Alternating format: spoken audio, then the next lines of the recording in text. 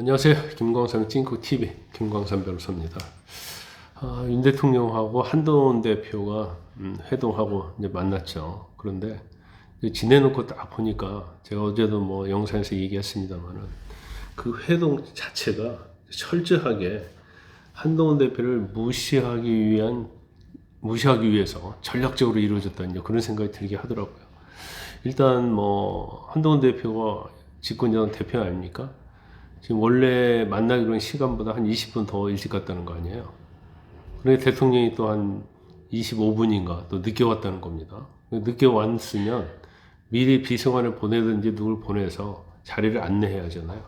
안내하고 뭐 여러 가지 의전을 해야 하는데 그대로 세워놨다는 거 아닙니까? 그리고 한동훈 대표 측에서 이제 원탁에서 회의를 하자고 요구했다는 거예요.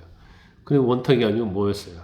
어디 뭐 동사무소 민원실 같은 곳에다 자리 마련하고 본인은 대통령은 맞은편에 앉아서 건너편에는 한동훈 대표하고 정진석 실장 둘이 앉혀놓고 마치 교장 선생님이 훈시하는 것처럼 그런 모습을 연출하고 대통령실의 사진도 전부 다 한동훈 대표 뒤통수를 찍었잖아요. 그래서 한동훈 대표를 완전 무시하려고 하는 그런 전략이 이미 있었다 이렇게 봅니다. 그 원탁을 요구한 거에 대해서는 또 그런 얘기를 하더라고요. 누가 회의할 때 원탁을 해달라고 요구한 적은 한 번도 없었다고 얘기하는데, 당연히 여당이든 야당 대표 만나려고 하면 원탁을 해야 하는 거 아니에요? 그러니까 이제까지 누가 원탁 해달라고 요구를 안 한 거겠죠.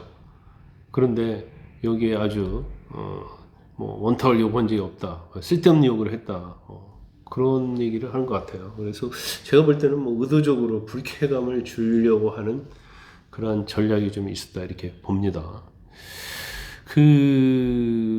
지금 회동 결과는 뭐 아무것도 얻은 게 없잖아요. 근데 김건희 특검을 언제까지 막을 수 있을지 모르겠어요. 일단 한동훈 대표는 이제 김건희 특검 이야기는 이제 그만하자 하면서 특별감찰관 임명에 관한 그걸로 사실 제안을 했는데, 일단 뭐 이 난국을 피해야 하는데 난국을 피할 뾰족한 방법이 없습니다. 그런데 이제 대통령 인식이 어제 보면 이제 완전 확인이 됐다고 봐요. 내가 뭐가 잘못했냐, 영부인이 뭐가 잘못했냐는 거 아니에요. 돌을 던지면 돌을 맞겠다 그런 얘기를 하고 있는 걸 보면 잘못이 없는데 돌을 던지면 안 된다는 취지인 것 같아요. 그러면 일단 이제 대통령이 앞으로 변화와 혁신의 의지는 없는 걸로 이제 간주를 할 수밖에 없고, 국민의 민심과 자신의 부인인 영부인 누굴 선택할 것이냐, 나는 영부인을 선택하겠다는 취지 아니에요.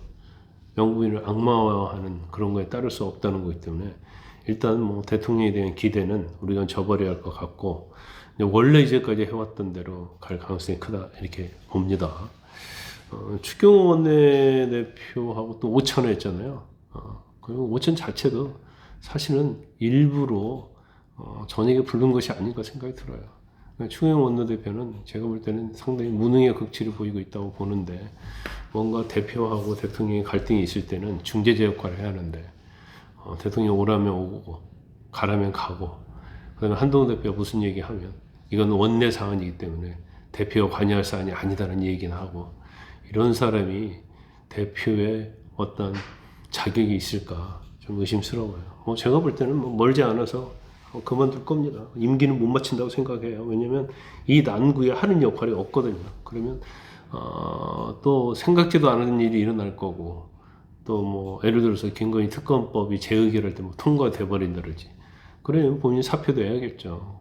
그러면 그 시기는 언제일지 모르겠지만 제가 볼 때는 뭐 사퇴할 날은 얼마 남지 않았다 이렇게 봅니다. 뭐 제3자 특검법에 대해서 오늘 좀 이 얘기를 좀 드리려고 했었는데, 뭐 아마 특검을 하게 되고 일부 이탈이 있게 되면 이제 민주당이 발의하는 이전의 특검이 아니고 이제 한동훈 대표가 말하는 제3자 특검법, 그래서 민주당의 발의한 독소조항을 없앤 그런 특검법이 재상정이 된다고 한다면 제가 볼 때는 뭐 통과할 가능성은 상당히 있다. 그러면 결과적으로 뭐 대통령께서도 아니 통과되면 할 수 없는 거냐 이렇게 얘기를 하고 있기 때문에 뭐 그건 국민의힘 의원들이 알아서 결정할 문제다 이렇게 봅니다. 또 새로운 명태균이 공개한 텔레그램에서 한번 얘기를 해보려고 그래요. 강혜경 씨가 어제 국감에서 뭐 관련된 얘기를 많이 했었잖아요. 그래서 뭐 영적으로 한다랄지 아니면 뭐 엘리자베스 장례식에 참석 안 하려는 이유 뭐 이런 것을 얘기했는데, 강혜경 씨가 한 얘기에 대해서 허위 사실이라고 공격을 하기 위해서 본인이 김건희 여사하고 나눈 텔레그램을 공개를 했어요. 그래서 그 내용에 보면 뭐 김건희 여사가 이러이러한 소문이 있다, 어처구니 없다는 식으로 텔레그램을 보내니까 뭐 천벌을 받는다 해갖고 둘이 주고받은 거거든요. 그런데 이 주고받은 날짜가 올해 4월 6일입니다. 근데 총선이 언제 있었죠? 4월 10일에 있었잖아요. 그럼 경선 이후에 서로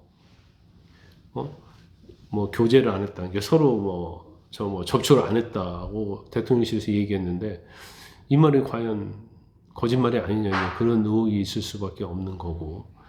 그 다음에 대통령실은 그런 말을 했잖아요. 김건희 여사가 명태균을 만나는 것은 뭔가 달래려고 하는 것이다 했는데, 이 텔레그램 보면 달래는 게 아니고 의도적으로 이런 소문 찌라시가 있다는 얘기를 해주고 명태균이 거기에 답하고 이런 형식이기 때문에 대통령실에서 말하는 것이 과연 신뢰할 수 있느냐, 이런 생각이 들어요. 그리고 한동훈 대표가 3가지 제안을 했잖아요. 근데 그 제안에 대해서도 이 명태균 씨와 관련된 것도 김건희 여사의 의혹과 관련된 거 아닙니까? 그리고 텔레그램에 다 나와 있잖아요. 그런데 대통령실은 뭐라고 그래요? 구체적 근거를 제시하라는 거죠. 그런데요, 정치와 법은 다른 거예요. 법은 수사를 하거나 아니면 재판할 때 당연히 증거를 구체적 근거를 제시하는 게 맞겠죠. 정치는 그런 게 아니거든요. 그러면 아무리 대통령이랄지 영부인이 국민의 어떤 민심과 다른 행동을 해도 거기에 대해서 어떤 증거를 찾아서 제시하라고 하면 이건 정치를 정말 모르는 것이다, 이렇게 볼 수밖에 없어요. 정치는 민심을 따르는 정치가 바로 바른 정치고, 그렇지 않는 정치가 잘못된 정치 아니겠습니까? 그런데 구체적 근거를 잡고 대라고 하면, 근거를 대도 그 근거가 허위다고 얘기해버리면 그냥 끝나버리는 것이죠. 그래서 일단 대통령은 법조인 출신이라서 그런지, 저도 법조인 출신이지만 항상 증거와 구체적인 근거에 너무나 얽매이지 않나 싶습니다.